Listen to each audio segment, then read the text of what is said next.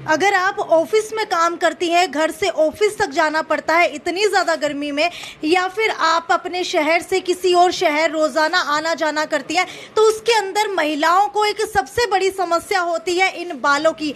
जी हाँ, ये बाल जो है एक महिला की सुंदरता का कारण होते हैं, तो वहीं अगर इन बालों के अंदर समस्याएं आने लगे तो कहीं ना कहीं ये डिप्रेशन का भी कारण बन सकते हैं। तो इसी समस्या के ऊपर आज मैं आपसे बात करूंगी। अब आप लोग सोच रहे होंगे भाई मेरे इतने लंबे बाल कैसे, क्योंकि कुछ महिलाएं काफ़ी समय से काफ़ी सारे शैम्पूज इस्तेमाल करती हैं, रोज़ाना जो है ऑयलिंग करती हैं, यानी कि तेल अपने सिर के अंदर लगाती हैं, मालिश करती हैं, लेकिन उसके बावजूद भी उनके बाल जो है सुनहरे लंबे घने नहीं हो पाते हैं। कई सारे प्रोडक्ट्स आते हैं मार्केट के अंदर और वो दावा करते हैं कि हम इतने बड़े बाल, इतने लंबे बाल जो है आपको एक हफ्ते के अंदर, एक महीने के अंदर करके दे देंगे, लेकिन उससे क्या होता है, उससे आपके बाल झड़ना शुरू हो जाते हैं। लेकिन मेरे जैसे लंबे बाल कैसे कर सकते हैं, और मैंने जो है इतने लंबे बाल काफ़ी समय बाद कैसे कर लिए, इसके पीछे का आपको कारण बताऊंगी। क्योंकि पहले जो है मेरे लंबे बाल थे, लेकिन उसके बाद मैंने स्टाइल के चक्कर के अंदर बाल कटवा लिए थे, और उसके बाद मुझे काफ़ी ज़्यादा समस्या आ रही थी कि भाई अब मैं आखिरकार क्या करूं, क्योंकि सुंदरता जो है लंबे बालों में आती है और स्टाइलिंग जो है सबसे ज़्यादा लंबे बालों में होती है। तो मुझे किसी ने रिकमेंड किया कि क्यों ना मदर हॉस्पिटल के अंदर आऊँ। तो ये देख लीजिए मेरे साथ यहाँ पर जो है मदर हॉस्पिटल के डॉक्टर सोनू फोगाट मौजूद है, जिन्होंने मुझे एक अलग ही फॉर्मूला दिया था जिससे मेरे बाल जो है इतने लंबे हो चुके हैं। डॉक्टर मुझे ये बताइए, जो आपने मुझे फॉर्मूला दिया था, क्या वो आप हमारे व्यूअर्स के साथ भी शेयर करना चाहते हैं? बिल्कुल बिल्कुल, लेकिन ये जो वे ऑफ पैटर्न होता है ये हर एक पेशेंट के लिए अलग अलग रहता है। हम पर्टिकुलर एक पेशेंट को सेम चीज़ें फॉलो करवा के उसके बाल हेल्दी नहीं हो सकते। ये हर एक पेशेंट के लिए अलग अलग वे ऑफ पैटर्न से करेंगे तो बेटर रहेगा ये चीज़ें। ठीक है, डॉक्टर के पास ना एक मशीन है, मशीन से वो बालों के अंदर आपका देखते हैं कि कितनी थिकनेस वाले बाल है, पतले हैं, मोटे हैं, या फिर अगर आपके स्कैल्प की बात की जाए तो वो किस तरीके का है और उससे बालों की ग्रोथ कैसे हो सकती है। एक गोल गोल तरीके की इनके पास मशीन है, स्पेसशिप जैसी, उससे जो है ये इलाज करते हैं। डॉक्टर मुझे ये बताइए कि अगर बात की जाए बालों की,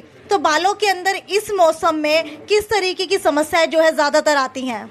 देखिए, जो अभी जो मौसम आ रहा है, इस मौसम के अंदर जो अधिकतर लोगों के अंदर बॉडी से एक्सक्रीशन ज़्यादा होते हैं, ज़्यादा स्वेट आते हैं। स्वेट आने की वजह से लोगों के स्कैल्प के अंदर, सिर के अंदर खुजली चलने की समस्या, डैंड्रफ की समस्या या फिर हेयर फॉल की समस्या अधिक देखने को मिलती है नॉर्मल कंडीशन के कंपैरिजन में।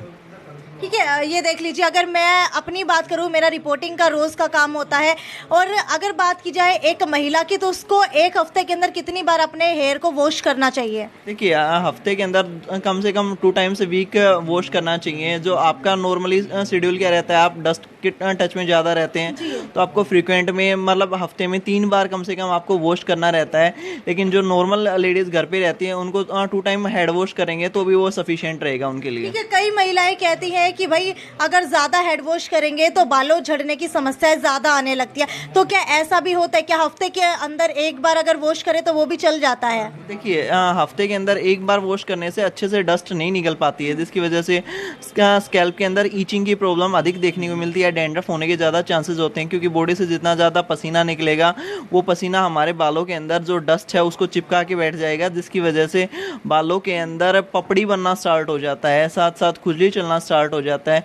ये चीज़ों से बचने के लिए आपको रेगुलर बेसिस पे हेड वॉश करना ज़रूरी है। ठीक है, अमूमन महिलाओं की बात की जाए तो जब महिलाएं नहाती हैं तो उस समय वो बालों को ऊपर बांध लेती हैं, जिसकी वजह से उनके बालों के अंदर पानी नहीं जाता और डस्ट जो है लगभग 3 से 4 दिन तक उनके बालों के अंदर रहता है। तो क्या ऐसा होना चाहिए कि महिलाओं को अपने बाल बिना शैम्पू के रोज़ाना धोने चाहिए?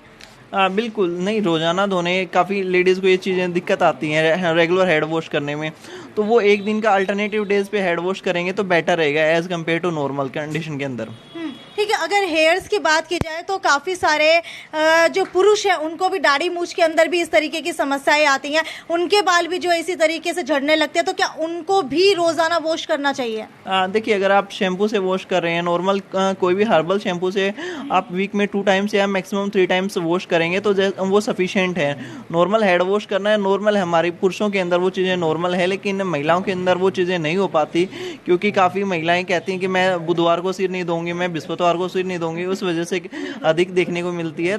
लेकिन मेल जो पुरुष हैं वो रेगुलर बेसिस पे हेड वॉश कर सकते हैं, उनको कोई दिक्कत नहीं आएगी जनरली। डॉक्टर, बहुत सारी महिलाओं के कमेंट्स भी आ रहे थे, बहुत सारी महिलाओं ने मुझसे कमेंट करके पूछा भी कि आपके बाल इतने लंबे कैसे हैं, तो उनको क्या कहना चाहेंगे? क्या अगर किसी के शॉर्ट हेयर्स है तो अगर वो यहाँ से थेरेपी लेते हैं, अपना इलाज कराते हैं, तो क्या उनके भी हेयर्स की लेंथ जो है लंबी हो सकती है? बिल्कुल, जिनके बालों के अंदर स्प्लिट एंड्स बनते हैं, जो दो मुँहे बाल, काफ़ी लेडीज़ के दो मुँहे बाल बनते हैं, तो वो बार बार कटवाने की आदत डाल लेती हैं, तो वो कोई तरीका नहीं है। उसके कंपैरिजन में आपको कोई डिजीज स्प्लिट एंड्स बन रहे हैं तो आपको उस चीज़ का ट्रीटमेंट करवाना बेटर रहेगा, क्योंकि वो आपका टेम्परेरी सॉल्यूशन कर रहे हो। आपकी बालों की जब भी लेंथ बढ़ेगी फिर से स्प्लिट एंड बनने स्टार्ट हो जाएंगे। अगर इसके साथ साथ आप स्प्लिट एंड नहीं, आपकी बॉडी के अंदर और भी विटामिन की डेफिशिएंसी हो सकती है, और भी कोई कारण हो सकता है जिसकी वजह से वो चीज़ें आ रही हैं। अभी आपके स्प्लिट एंड बन रहे हैं, उसके बाद आपको एक्सेस हेयर लॉस की दिक्कत आने स्टार्ट हो जाएगी, तो उसके कंपैरिजन में आपको डिजीज है तो डेफिनेटली आपको उस चीज़ का ट्रीटमेंट करवाना रहता है। बिल्कुल, एक बार दिखा दीजिए। मेरे जो है एक भी स्प्लिट एंड नहीं है, ये देख लीजिए।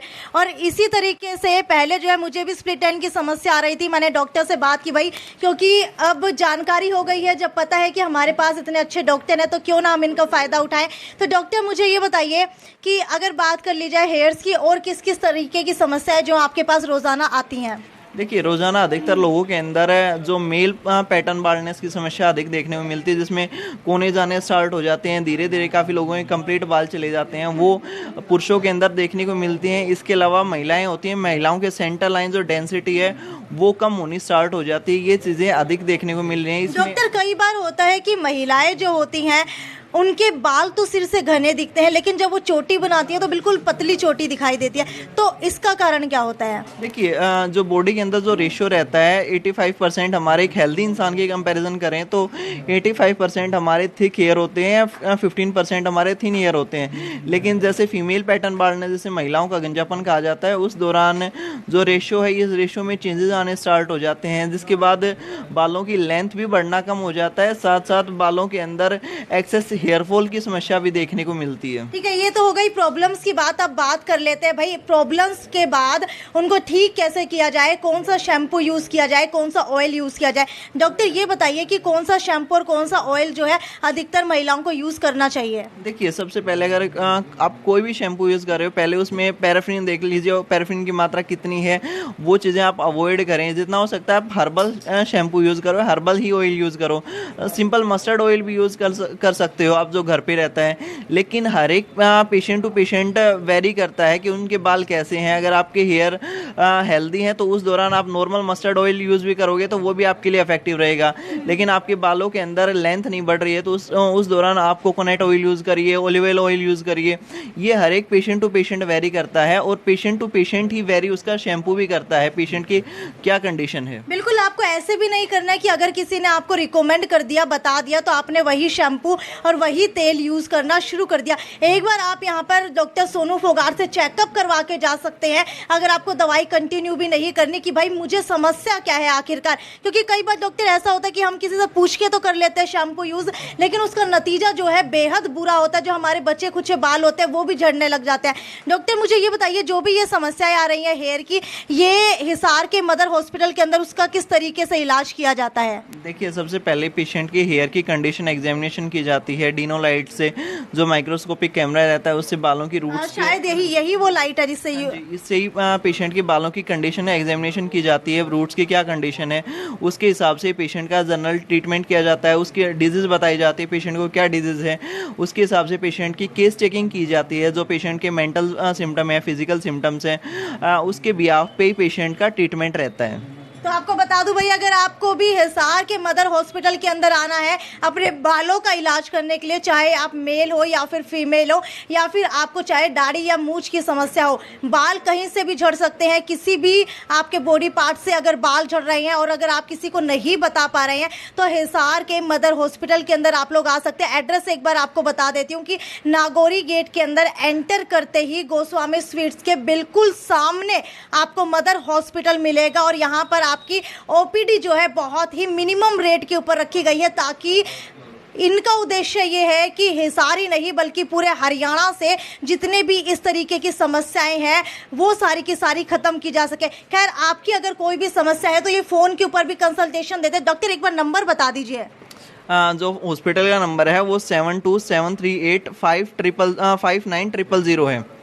आप देख सकते हैं ये हॉस्पिटल का नंबर है। इस पे आप किसी टाइम कॉल करके अपने बालों के बारे में जानकारी प्राप्त कर सकते हो और अपने ट्रीटमेंट के बारे में भी डिस्कस कर सकते हो। और यही नहीं, अगर आप कहीं बाहर या दूर रहते हैं और अगर आपको हिसार के मदर हॉस्पिटल के अंदर आने में दिक्कत है या फिर आप दवाइयाँ नहीं लेकर जा सकते तो यहाँ पर एक और सुविधा भी उपलब्ध है कि दवाइयाँ जो है पैक करके आपके पास भेजी जाती हैं कोरियर से। तो अगर आप लोग हिसार के मदर हॉस्पिटल के अंदर आना चाहते हैं और मेरे जैसे बाल पाना चाहते हैं तो एक बार ज़रूर विजिट कीजिए। ये थी साक्षी सोनी की रिपोर्ट। आगे भी मैं आपको इसी तरीके से अलग अलग समस्याओं के ऊपर डॉक्टर से रूबरू करवाती रहूंगी और फ्री कंसल्टेशन हमारी वीडियो के माध्यम से आपको मिलती रहेगी। तब तक ज़्यादा से ज़्यादा शेयर करना इस वीडियो को ना भूलें। नमस्कार।